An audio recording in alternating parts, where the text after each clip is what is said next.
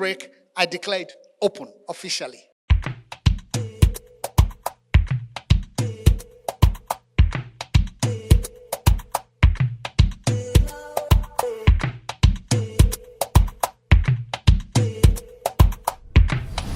Elderly people drive organizations. Those who are unwell cannot work. Because for us to be able to deliver on corporate strategies, we must be well. One of my mentors says the man standing belongs to everybody. It is when you are well that people can pick up their call and get through to you. But the man dying belongs to no one. Caring for caregivers and ensuring wellness among health professionals is an essential job for each and every one of us. Permit me to say that there are three important stakeholders in wellness. The Supreme Being, who created each and every one of us. Then, me, myself and I, and then the others. I want you to touch yourself. Me. Myself, and I am very important to my wellness. So there are three stakeholders: the Supreme Being, God Almighty, you, and then the others around you. So your own actions and the inactions of others will determine how well you get. So our wellness is top priority to God. For the people of faith, there's a scripture. It says, "Beloved, I wish above all things that you may prosper and be in health, even as thy soul prospereth." 3 John 2. And then I saw this one, very interesting. Quran 4:7-9 says, "Everything good that happens to man is from God, and everything bad is from your actions." When I saw it, I said, man, I'm not going to throw this one away. I just have to throw it in. So, our actions and inactions, as Elia said, have enormous impact on wellness, albeit others' contribution. But unfortunately, it is not uncommon to see people who care for others suffer some form of neglect, especially when they need people the most. If you are that kind of person that people call you all the time, please help me, help me. When you need help the most, you just may never find anyone. There was an asset somewhere yesterday. A young doctor died in an elevator accident. You can imagine the training that has gone. When I heard about it, I said, oh my goodness. The many years of training for that young medical doctor. There was nobody to help. Stuck on that leave for about an hour before they could not save her. So, most often than not, caregivers focus on helping others while neglecting themselves. As you are here today, you are here for yourself. So, this paper seeks to discuss wellness and how to care for these very vulnerable group. In year 2020, we lost a lot of medical doctors in Nigeria. I had the opportunity to attend to COVID patients. And I knew how these things were. Doctors were breaking down, nurses were breaking down. It was a whole lot. So we all, either you are in HR, you teach, you train, you help people. You see where we're going. So we are very, very vulnerable, I can tell you. So Joshua Holt says, wellness is a connection of parts. And that part is knowledge and action. Somebody say knowledge and action. Because whatever knowledge that we seek, we must put them to action. So don't be that person who is helping others without using what you say to them. So physician, heal yourself as well. As you are taking care of others, you must take care of yourself. And whatever information you grab from here and anywhere else, please put it into practice. So what is wellness? Can we say the first one together if you can see it? Wellness encompasses a healthy body, a sound mind, and a tranquil spirit.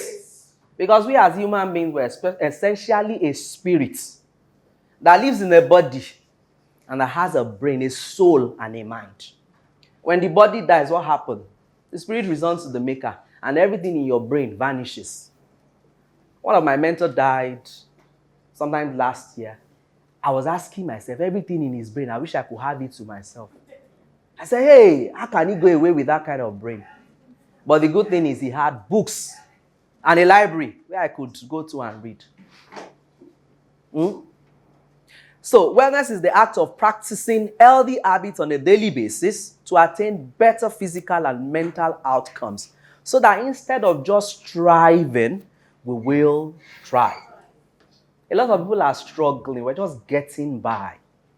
We're not actually the best of ourselves. We're not fulfilling potentials because there's just something in the waters. I'm hoping that if anyone has something in the waters, whatever it is, we will get well. We'll be on the path of wellness. So I'd like to announce to you that wellness is not a medical fix. Like, oh, just take care of me, fix me, I want this gone. No, it is not. So it is a culture. It is a way of life. So as we live daily, the choices we make, what to eat, what to drink, who to associate with, because no relationship will leave you the same. If it doesn't add something to you, it's going to take something away from you. So it's part of our wellness to choose our association. As we go along, there is a difference between health and wellness. But I often say health, that wellness is health plus more. I don't want to dwell too much on this slide, but according to the World Health Organization, we're made to understand that health is a state of physical, mental, social, and then spiritual well-being, and not necessarily the absence of diseases. But when we speak to wellness, there are 8 pillars, and we're going to be looking at them as we move forward. It says wellness goes a few steps further, emphasizing your mental, physical, social, as well as occupational, even intellectual. We will see as we go along. And how you do on these 8 pillars will determine whether you are on the good path. So we have 8 dimensions of wellness. Can we mention them together? Number 1, physical wellness. 2, 3, 4, occupational wellness. 5, natural wellness. 6, spiritual wellness. 7, and 8. These are the 8 pillars, the dimensions. And so we're going to look at it, and then you would, as we speak along, you will mark yourself, because looking at it this way, you feel like, I think I'm good on this one, I think I'm good on that one. But as we discuss, we know how good we are doing, so we can work on ourselves. The first one is physical wellness, which is the ability to care for your body consistently, making healthy lifestyle choices. And people often associate this with just the physical exercises and then proper nutrition, but it's much more than that. It is wholesome health, longevity, and other components, such as checking your body mass index, cholesterol, glucose level, blood pressure, and several other things. And most importantly, we must do our annual check. Especially your birthday months. Next month is my birthday. I'll be 45. And I'm going to go for all the, whatever you can think of. That will be a gift to myself. It's always good to check. You never know. Because when we know on time, things get better. As of now, everybody in this room, you should have a personal BP monitor at home. An electric one that you can usually use to check your BP. Because even driving through traffic in Lagos, you get home and you realize that something is wrong with you. Even sometimes you wake up very early in the morning, the BP can be high. So before you go out, before you step out, even before you go out for exercises or you go to the gym, check yourself well. Because you see somebody yesterday and you wonder, we were still together, playing together. What could go wrong? Everything could go wrong when we don't check. Let me tell your neighbor, everything could go wrong. Everything could go wrong when you don't check. When you don't check. So if you can fuel your car before leaving the house, if you can check all the parts, even wash the car, so why not yourself? So, number 2, this one, very, very important, social wellness. We as human beings, we are gregarious in nature. We love to associate. And our association will determine where we get to. Nobody is an island. There's no self-made man. The people around you will be the one to make you. Somebody took your bath while you were giving birth to. Somebody nursed you. Somebody teach you the English you are speaking. So nobody will say, I'm a self-made man. You need people around you. Because social wellness is the ability to form and maintain relationships. So as professionals, As health workers, as HR person, relationship is very important. Can you initiate and sustain relationship? If you cannot, then we have to speak to this. So effective social relationship gives a sense of belongingness. It will boost your confidence and it helps you with positive self-esteem. I saw some people today, I said, please come to my class so that you can calm me down. I don't want to see entirely strangers. So they are here, they know themselves. As I'm talking, they are smiling. And it gives me that, it helps with my anxiety. Because everybody is anxious, you know. When you want to deliver a lecture, you want to write an exam, everybody can be anxious. But the challenge is anxiety disorder, when you now cannot hold it together. So, social wellness will boost your confidence. It gives you that self-esteem. Do not neglect your family, your colleagues, because the family is the first and last line of defense. I speak to a lot of young people. They will say, I want to ghost. I'm ghosting everybody. Meaning I'm just in a world of my own. So they use their glasses. They use their hairpiece. Oh, God forbid, they cover their nose during COVID. They just don't want to see anyone in their own world. And in that world, they can't help themselves. So if you cannot, why don't you let others assist you? And people, I like to tell us, if you have good friendship, don't trade it for anything else. If you have trusted colleagues, trusted subordinates, or people you supervise who are so dedicated at their job, please do not. A lot of people have bailed out of the country because of how they were treated. A lot of people would have loved to stay. It's not even money. I've seen people who work and are making good money, but because of this relationship, toxic work environment, they left and left everything. So devote yourself to people who add value to your life. Avoid toxic relationship. Number 3, emotional wellness. I need to run. This one is very, very important. Most times we speak to emotional intelligence. Yeah, very close. But emotional wellness is the ability to handle life stress and adapt successfully. There's always traffic in Lagos. But somehow you manage to go out and come in. But there are some people who are not coping well at all. Are you? Emotional wellness is choosing how we respond to events and our thoughts about them. I tell people, the most important thing in life is not the event that happens, but how you respond to it, how your brain processed it. During the Naira scarcity, some people felt, oh, I've been able to save a lot. And some people, their business. So whatever challenge there is, a lot of people wouldn't have loved to come out today because of the planned. But you still got out. And you will be safe. So be in control of your thoughts, feelings, and action. Self-awareness, understanding your own emotions and that of other people. A lot of people, I say a lot of Nigerians who don't have emotional aperture. Somebody can come into this room now and start making noise. Or you see people at a burial, they are drinking away, they are laughing away. They don't understand common emotions. Do we, even at the workplace, do we understand the organizational emotion per time? When to make demands, do you know? When some people make demands, hey, this company is not about this right now, man. Do you have emotional aperture? And then there are times that you understand that your organization is smiling. And that's when to throw in your training request or something. But when everybody's on the edge, we need to understand those periods. And that way you can use that to manage your boss. So emotional wellness inspires self-care, relaxation, stress reduction, and development of inner strength. I need to run fast because this is not where I'm going to end it. Then occupational wellness, very important. How best are you doing at your job right now? Are you pursuing a career path that supports your goals, your professional growth, and your success? While they were speaking to EAP downstairs, I remember how Employee Assistant Program changed my life. I was a young graduate. I was working in V-Mobile.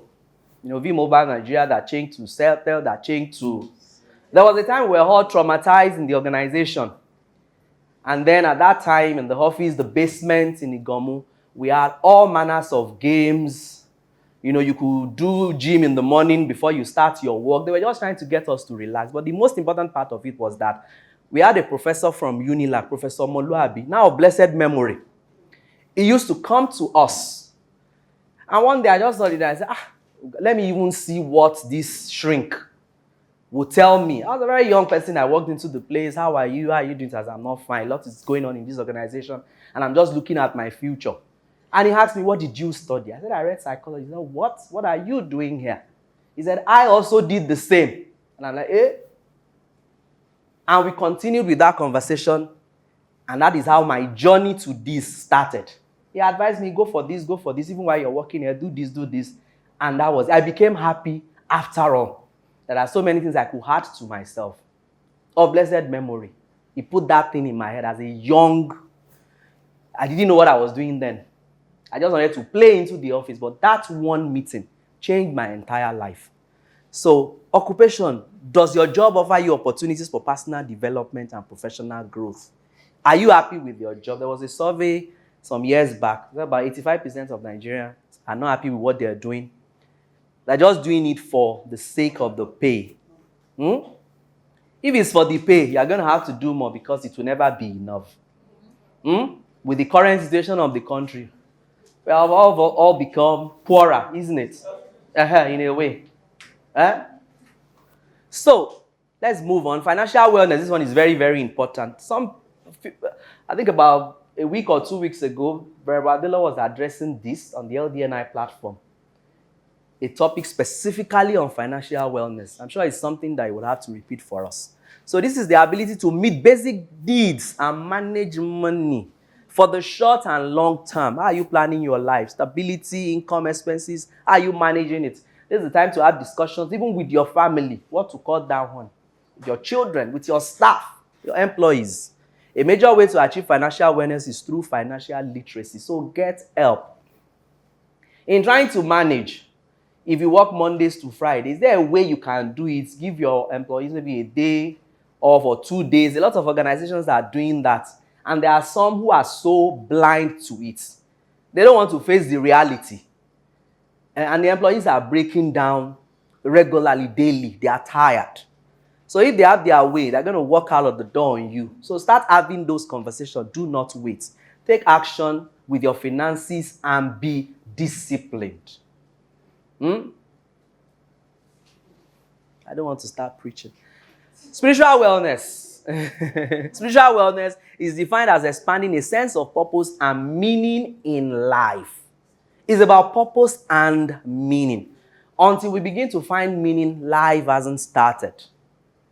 Rollo May, one of the researchers in psychology, says that the reason why a lot of people become depressed is because they have not been able to construct a future for themselves. They don't know what's going to happen tomorrow. We don't know what's going to happen in 5 years. Gone are those days they will ask you, what will you be in 5 years? What will you be in 10 years? Everybody responds almost whatever they have read online. And that's why it doesn't get to happen. HR, you're facing interview. They say, what are you doing in 10 years? What are you doing in 20 years? What you have prepared, you just say it to them. And somewhere along the line in the organization, you realize that all those things you said, they are not here. So it means having personal values and beliefs and acting compassionately in accordance with those values. What are your values for life?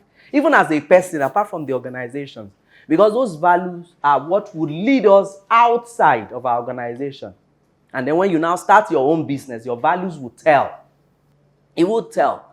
And that's why I say a lot of people, even in their 60s and 70s, they are still very, very active. Mr. Olumide Ajomale is over 60, Reverend Delowo is over 60, and I look at them, shoes tied all the time. I'm like, how are you doing it? May we be well. Yeah. So it has to do with our beliefs and value system. I'm sure you pretty much understand this. So connect, and then importantly, connect with something higher. For your spiritual wellness, your first 1 or 2 hours of the morning is very important. Whatever your faith is, just take that moment to be quiet. Mindfulness. The things you listen to, inspirations, not the bad. Don't wake up with the bad news. Avoid them. And very early in the morning, they give you a bad breaking news. It's never good. And when you want to go back to bed at night, it's still bad news. So before you do, make sure you get your dose of comedy. I have 30 minutes of comedy that I do in a day. When I get back home, it is very, very important. But please note it, comedy. It is good for your brain. Because when you watch comedy, your serotonin, your happiness hormone will be secreted. And before you know it, your cortisol level goes down. And when cortisol is too high in your body, what happens? Stress. And then too much of stress. Cancer. It's proven. Somebody will say, I eat well, I eat healthy, I'm all right. So why is cancer happening? Stress, burnout. Intellectual wellness. This one, what we are doing here is intellectual wellness. Our brain needs that teaching, ability to engage mentally, stimulating activities in order to expand knowledge. Practically, one of the best ways to help yourself in this area, you can learn a new language. This holiday night, I told my children, I said, I'm going to learn my native language. They were all laughing. I said, I'm going to start teaching you the native language alphabet. Yes. And they're like, oh, no, Dad, no way. Kini, yes, way. That's what you learn this holiday. Otherwise, you are not going to any park. In a way, it's helping them. I learned Greek. I learned Hebrew. It opens your brain. You can learn Chinese. It helps a lot. And then if you naturally read 0 to 10, you can count backward. Even your alphabet, take them backwards. I know we'll do one before, some of these exercises before we go. It helps your brain. Reading books, learning new skills, playing games. The mind must be stimulated continually like you do bodily exercise. Some of us, we need mind gym. And I see somebody told me recently, he said, I'm a plus size. I said, you, plus size. I said, the gym you need is not physical gym, it's mind gym. Because some people feel emotionally, some people feel psychologically fat. And physically, you can't see the flesh. I said, you are disappearing. But she said she feels fat. It's in the feeling. Yeah, as fat. And she identified as fat. Just like some people who identify as being as mosquito, and some they identify with the people living with disabilities. Have you heard about that? Who will say, I was born to be a disabled. And then they go ahead and cut off one of their arms. It is happening in real life. That's the way they feel psychologically. It's happening now. It is. You haven't heard about it, so you heard it here. So be mindful of the children you send abroad while you are not there. Just kukuma go with them. It's happening. And a lot of other things. So this is important to our wellness. Then be a lifelong learner. You can learn from just about anybody. Even our children, when they return from school, they will tell you that, oh, you don't pronounce that way. This is how it is done. And most times we shoot them up, but it's the reality. You send them to school, so let them teach you. Even your laptop, your systems. My son prepares my slide and all of that. You send them to school, so let them do. Let them work. So environmental wellness. This is an awareness of unstable states of the earth and the effect of our daily habits on the physical environment. Everybody is talking about global warming, the ozone layer. Everyone should strive to live environmentally well. Within the office, the greens should be there. Even where you live, the greens should be there. Ordinarily, at this time of the day, we don't even need these lights. We should be able to make use of the light coming from outside. It is the best of lights. Trust me. And anytime you have the opportunity, go out and enjoy the cool breeze. Afforestation, gardening, conserving energy. If you cause a trouble here, you could be eating somebody down next door. So we all have to do this. So how do we fare on all these areas? Before we go to our next, I want us to just stand up for a moment. Let's have a small exercise because we call it a clinic. And I'll be doing that based on our intellectual wellness. Some people are even stretching their hand already. So if you want to stretch your hand, it's fine. If you can get some space. All the muscles you have in your hand are connected to your brain. So if you are exercising your hand, you're actually waking up your brain. It will do more than coffee can do. So I want us to actually do it. If you can stretch your hand, because we call it a clinic. I hope you can all hear me. Yes. Just try and give yourself some space. So we're going to count 1 to 10. Get some space. Can we go now? Yeah. 1, 2. Let's count together. 3, 4. Everybody. 5, 6, 7, 8, 9, and 10. Put your hand down. Now we're going to count from 10 to 0. As we're doing the hand, we're also working the brain. So it's going to be from 10 to 1. So now let's go. 10, 9, 8, 7, 6, 5, 4, 3, 2, and 1. Again from 1. 1, 2, 3, 4, 5, 6, 7, 8, 9, and 10. Now can we just grow? Can you do this? Tiptoe. Try. No, not sure anybody is pregnant here. Easy. Now just get it down. Thank you. Put your hands together for yourself. Put your hands together for yourself. Pa, pa, pa, pa, pa, pa. For yourself. Pa, pa, pa, pa, pa, pa. Another one. Pa, pa, pa, pa, pa, pa. Another one. Pa, pa, pa, pa, pa, pa. One for me. Throw it at me. Thank you. I take it in. You know, when somebody say thank you in this, and you say, don't mind, don't mind. Tell them, please, I do mind. Because as people are, you know, many times we praise ourselves covertly. When somebody has done well, you praise them overtly. It gets to the brain. Your happiness hormone is being secreted. So don't speak about people only when they haven't done well. When they have done well, say it on top of the roof. So take it in. No. When they say don't mention me, I tell them, please mention. How many minutes? 9 minutes. Lord help me. So a caregiver, who is a caregiver, is a person who is trained to assume responsibility for the physical and emotional need of another. That's another person who are not capable of taking care of themselves. So an individual who gives care to people who need help taking care of themselves. So the caregivers may be health professionals, family members, friends, social workers, members of the clergy, and even HR professionals. Even sometimes in training, you will see people who will come to you. You can be speaking on financial wellness or business, and somebody will just come to you. This morning I had an issue with my husband. Have you ever had that experience before? Something out of the ordinary. And before you know it, you have become somebody who is counseling.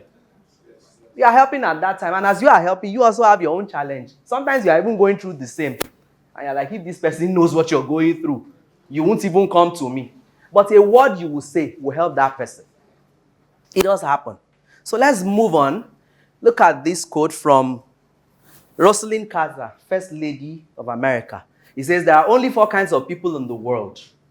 Those who have been caregivers. Can we say it together? Those who have been caregivers. Those who are currently caregivers. And those who will be caregivers. And those who will need caregivers. What stage are you right now? Have you been? Are you currently giving care? Maybe to your children. There are some grandparents who are even giving care. As a manager, as a school teacher, as an HR person, you are caring for human beings. There are a lot of people under your care. So it is universal. We'll all get into this space at some point in time. I need to run because I have statistics of things happening too, but let me move because of our time. We'll get our slide. The contemporary challenges for caregivers, a culture of blame. I was helping a lady recently. She had addiction issue. And when we had after establishing rapport, building that, I told her, she said she's not taking any substance. I said, see, if you have to go for toxicology, you do a test. She said they will not find anything. Well, no problem. And by the time she did her test, all manners. And she told me, you were the cause of my problem. I said I wasn't going to do this test. But you said nothing will happen. I was only trying to assist you. Because you have those things in your system. And you need detoxification. Otherwise, you can't go back you can't do anything. You need to be helped. I have come to discover that for a lot of our young people, even the elderly ones, the lines between illness and wellness has become so thin. Some people don't even realize when they are unwell. You see them changing. You see it in their eyes. You see it in their dressing. And they'll be telling you, there's nothing wrong with me. You could perceive the stench. They neglect themselves, same jeans from Monday to Friday. And it's not like they don't have clothes. For somebody, the family members had to keep all the clothes and supplied new ones. But he was looking for the one that is used to. Depression won't allow him see new things. Do you have such people around you in your workplace? People in IT who are always on the laptops. One jeans, one shirt, Saturday to Saturday. Have you ever cared how they are faring? Majority of these people are living on coffee, even something much more. And they go about priding themselves, oh, I don't sleep. I only had 2 hours of sleep last night. And they are boasting. They are boasting because they haven't slept. They are not sleeping. You can't get well at that. One day they are going to enter a wrong code into your system and it will crash the whole. They won't barb. But they are fine. They are well. All is good. So let's check on ourselves. Career and family harmony. Can we pull it together? Nobody is speaking about work-life balance. Gone are those days. It's now harmony.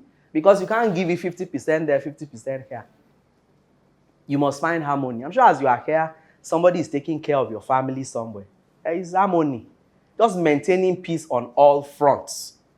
Carry your husband and your children and let them know you are here. And so why somebody is doing it. But you can't balance it. Traffic will take some of your hours. Work will take a lot. Caregiver body, those who care for other people, they are also weighed down. Then what about compassion fatigue? Where you feel the pain of others and it gets to you. Like you are really in there. I could give a lot of examples, we don't have time. There's presenteeism. There was a Gallup poll that says 50% of employees in America are quiet quitters. People are just giving the minimum just to earn their pay. Nobody wants to go above board. They don't care about performance. They don't care. They just want to earn that pay and just go home. How many of us in this room are actually present in this country? Some people are physically present, but psychologically, they are in Canada. And that's the person you are tipping to be the next manager or next director. As you are giving them the letter, they are on their flight the next day. Is it not staring us in the face? Oh. Some people who left, a good number of them are working virtually. Some organizations are doing that. They just tell you, you know what? Yes, go. How many days of your days in London can you give to us? And we'll pay for it. It's happening. So we need to start wake up. You wake up. So Paul, all manners of things, let me run. We don't have the time. So where do I go to? How do we care for the carer? Pay attention to your friends and care for yourself. You first. We're going to play a song for us before we go, hopefully, and we'll dance. Ask for help from competent professionals and trusted people. Who are the significant people in your life? When I greet people this day, I say, how are you doing? And how is the significant person in your life? There must be somebody you listen to, somebody you talk to, and it must be someone who is of value, and somebody that values you as well. I don't ask how is your wife, how is your significant other? Ask your neighbor, how is your significant other? I hope they are doing well. And I hope you have somebody. Some people don't have anybody that can. If you don't have any neighbor, then your salt or matches will finish in the middle of the night. You know you need help. Ask for help from competent professionals. Never hold up with information. Refer cases you cannot handle. Have your own therapist and keep to the intervention plan. Some people, you go for checkup one day, the next minute we don't see you again. You just find out what is the medication and then you run off. You can't treat yourself. Sometimes your medication needs to be reviewed. Even if you're on BP drug, it's not the same doses for a month or something. There are times don't worry. Cultivate your own garden and tend it. Don't try to be like the Joneses. The Joneses are not even happy with who they are. So find your space. The sky is big enough for everybody. Embrace humor therapy. I'll mention it over and over again. You must laugh, before we leave this class, we're going to dance. Yeah. Practice catharsis. The person next to you will be your significant person. So we'll dance. Practice catharsis. Go out very early in the morning. I was asking Dr. Bojo Abiri, I hope you wait for our class in the afternoon. We live in the same neighborhood. I said, I don't see you jogging or exercises in the morning. I do my own very early in the morning. 5 a.m. because I'll be talking. Before people will say, what is wrong with this person?